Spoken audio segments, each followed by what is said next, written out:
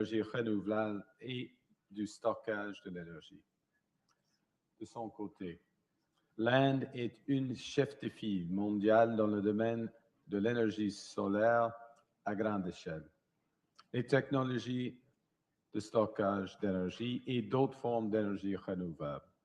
C'est pourquoi le Canada et l'Inde tiendront cette année un sommet sur les énergies renouvelables réunissant l'industrie, les investisseurs et les décideurs publics afin d'élargir et de diversifier le commerce des technologies propres. Et nous bâtissons à partir de maintenant un partenariat énergétique pour un avenir plus durable. India is a country whose demand growth for energy is projected to double by 2040. And to meet that demand sustainably, India plans to increase its renewable capacity by 500 gigawatts by the end of this decade, and to almost double the share of LNG in its primary energy mix over the same period. Canada is well positioned to contribute as a reliable supplier of the world's lowest carbon, responsibly produced LNG from our west coast. As India seeks access to critical minerals for its manufacturing, its clean tech, and its nuclear plans, Canada's resource base and world-leading companies position it as a strategic partner.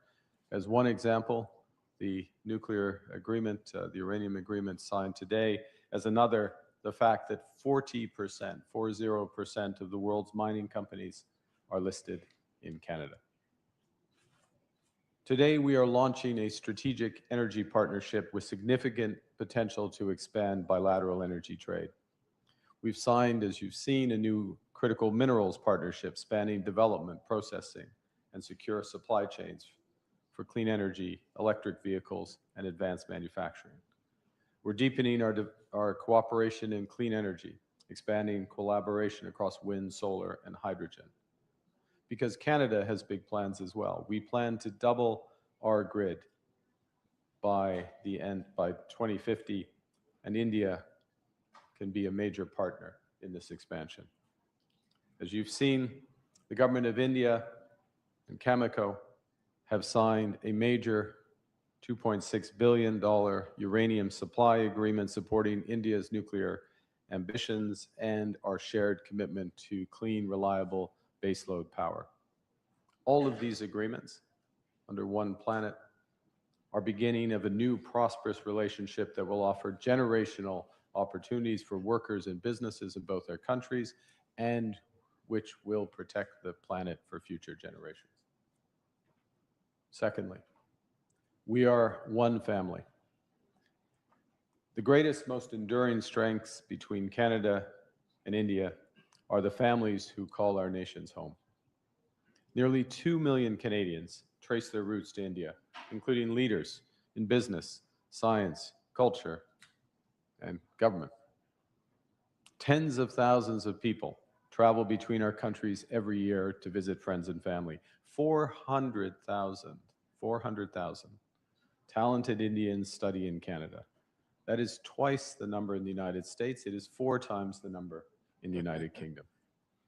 These students, these connections, deepen our ties. And so we're collaborating to build on those strengths. We've launched the new Canada-India Talent and Innovation Strategy with 13 new partnerships to deepen our ties in education.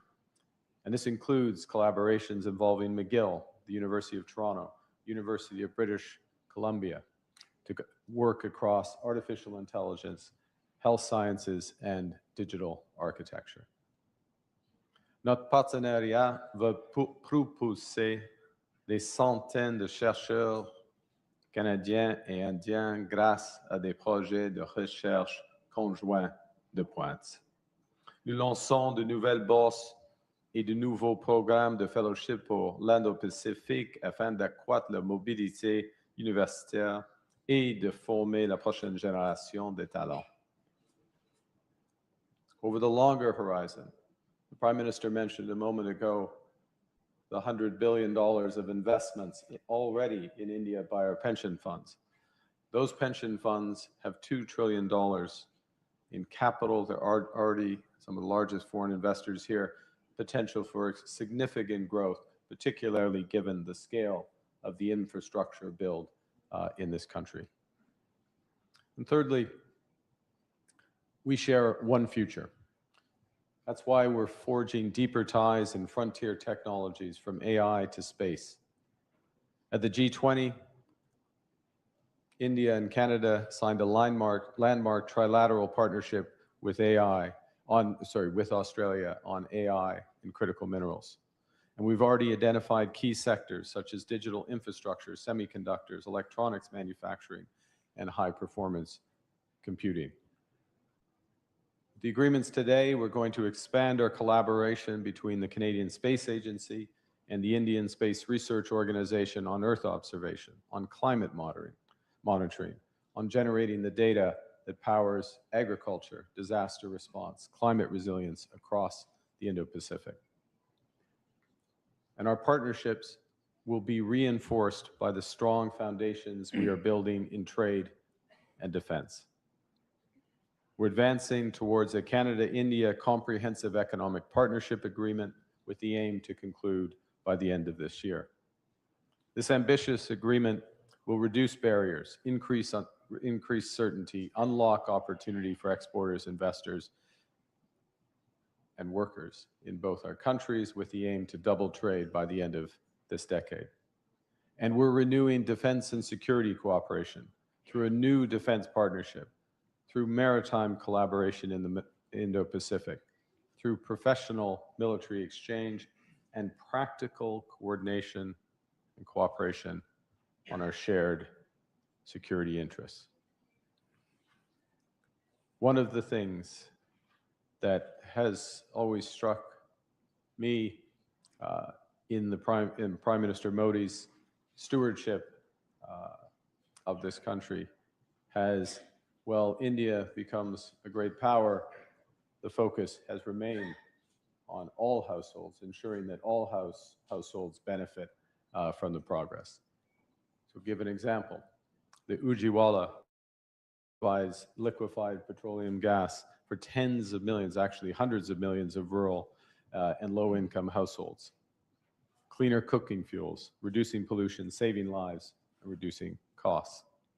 Or another example, and I speak under the control of the former Governor Das, I should say. It's always tough to give up being a governor, isn't it, Governor? But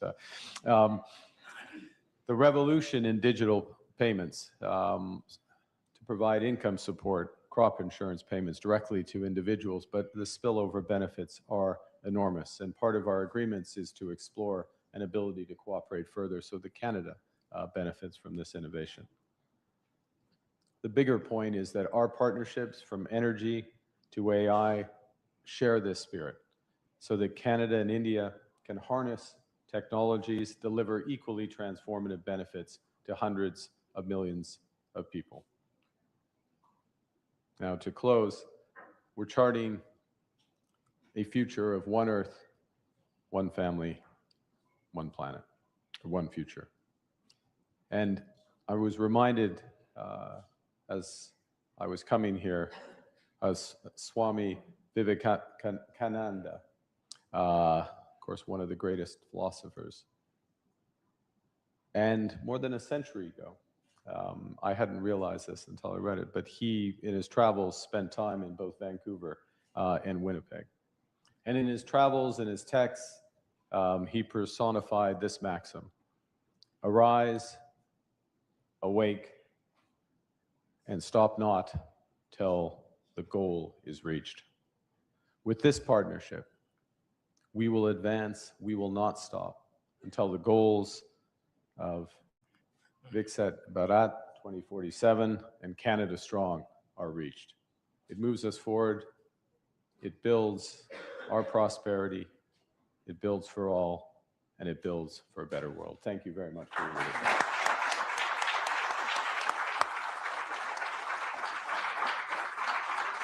Thank you, sir. That concludes the press statements, ladies and gentlemen.